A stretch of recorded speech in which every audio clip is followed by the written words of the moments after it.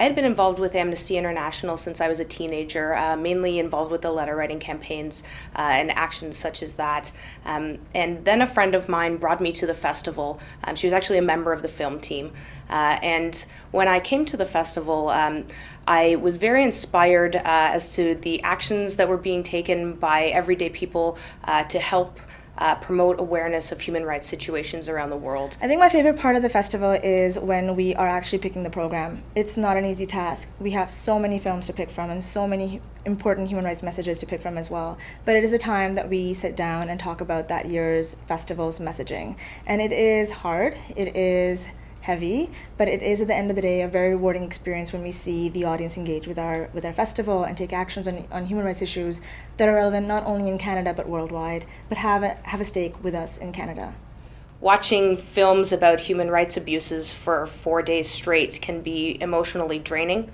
The first year that I participated in the festival, that I volunteered, I remember going home after the closing night, which was on Sunday, and crying because I was so emotionally drained after watching all of these stories played out over the past few days. So it definitely has highs and lows, but I think when you're dealing with a subject matter that is so important and so emotional and affects so many different people around the world, and you see the power that these films have to communicate that message, it's definitely to be expected. And there are many moments when you could hear a pin drop. The audience was just in awe of our speakers or of our films that we had. And I think last year we had one of the torture survivors from the Philippines, and his story was incredibly touching. And he was a very moving speaker.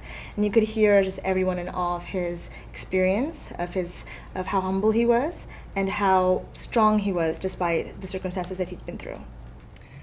There are significant challenges, I think, when you're organizing an event of this kind, particularly with an organization such as Amnesty, which is a nonprofit. Budget, of course, is always a significant challenge, and there are many wonderful films out there that we would love to show that unfortunately we're not able to because of budgetary constraints. That always poses a significant problem for us.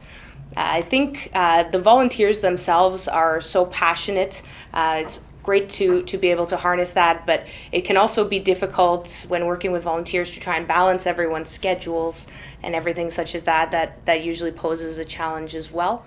We can't imagine the stories the people tell, and we can't imagine the bravery of the filmmakers who make these stories, usually out of their own pocket money, usually out of their own time, usually at potential exposure to harm's way. Yet they make these films. And without festivals like Real Awareness, there would be no voice for these films.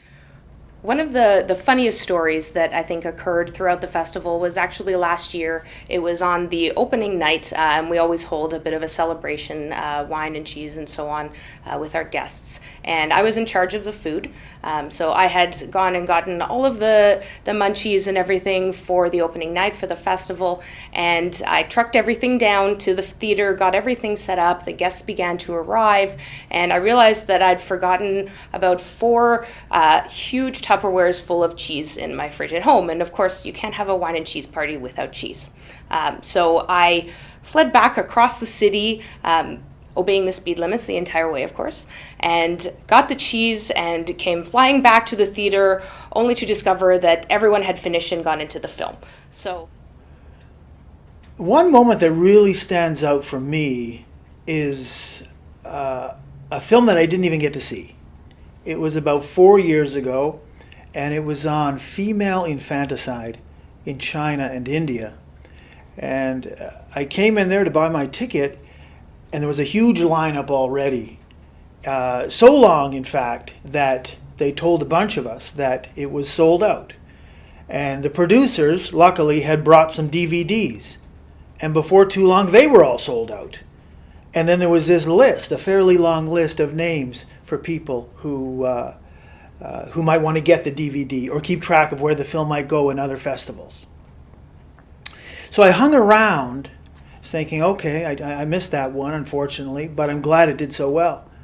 And when the film let out, and you saw all these people with very sad, as you can imagine, very sad faces, this tiny, tiny little lady came up to me, a Chinese lady, in halting English, whispered something, and I had to lean in to even hear what she said. And all she said was, as she pointed to the theater that she had just come out of, "People need to know." That's all she said. And then she continued on her way. I thought about that, and I continue to think about that for the Real Awareness Festival in particular, because every film that plays there is a story that people need to know.